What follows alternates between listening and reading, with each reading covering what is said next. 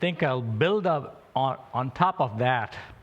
Neuroplasticity is an amazing thing, especially when it comes to brain health. My name is Uli Chettipally. I'm the CEO of Sirica Therapeutics. We are developing a digital therapeutic for autism. Autism has been growing at a rate of 8 to 10% every year for the last 20 years. Some people will say it's increased identification. Some people will say, oh, it is the definition of diagnosis. But that will not continue continuously for 20 years. So there is something else going on. But that's my daughter. Her name is Siri. And we came up with that name before Apple did.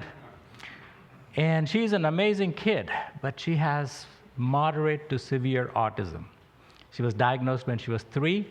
She was in the special needs class most of her life.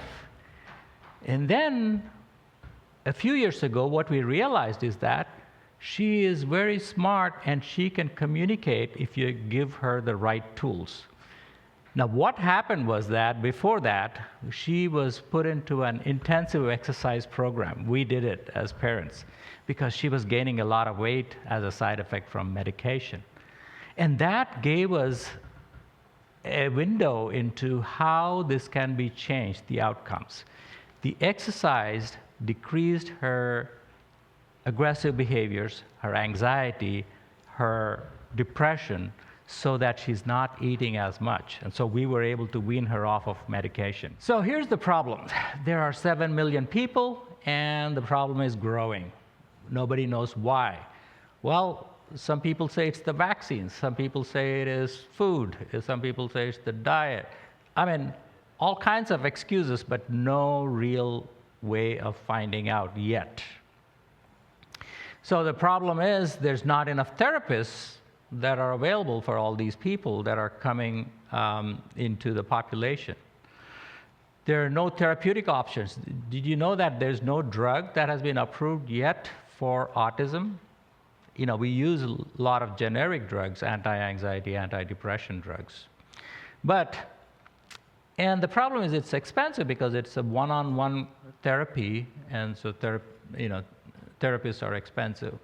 So we put together a digital therapeutic that uses physical exercise and a mental exercise. And that's how this thing works. So this is a prototype we developed. And it's a robotic machine that it looks like an exercise machine, basically. But it puts you into a virtual space in a video game, where you're exercising here. But in the game, you're actually riding a vehicle and exploring this area. Now, how does that help?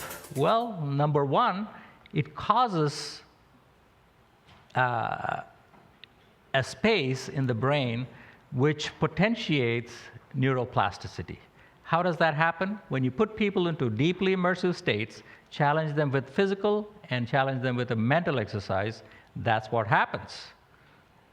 So we have seen some very interesting results from this. This is my team, that's me.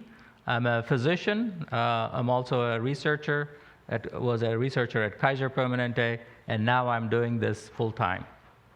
Of course, Izzy is a physical therapist, and Shelley is a business lead. So what we did was we recruited 9 patients and did a proof of concept study.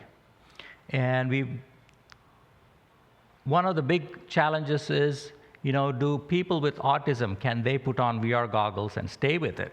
Yes, they did, 18 minutes. Can they, be on the machine for half an hour? Yes, they did stay on for 28 minutes.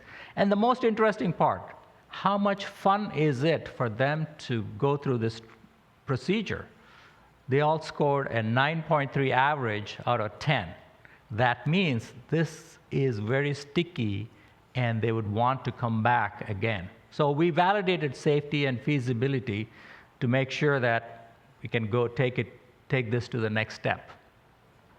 Of course, there are a lot of comparisons.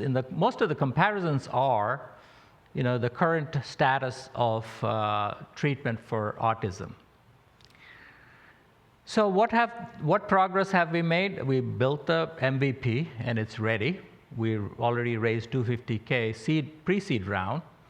And our first clinical study is done, and we already have an exclusive license from the manufacturer for this device to be able to take it to market for the autism and related disorders.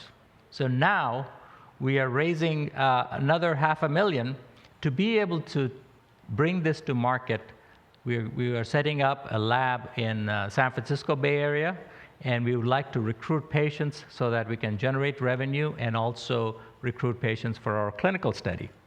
Now, the market size, yes, it is big and it is growing.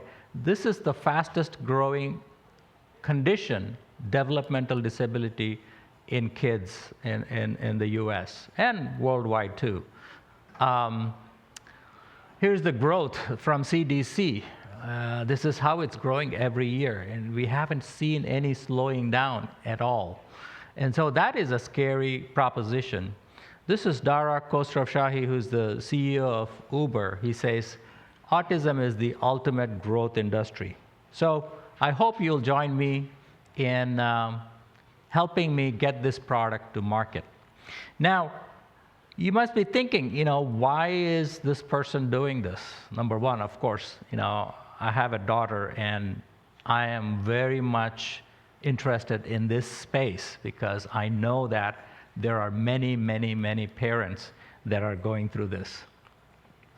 This is one parent who said, after one session, her son, Cohen, got triggered that afternoon by something. He very quickly snapped out of it, something we had never seen before.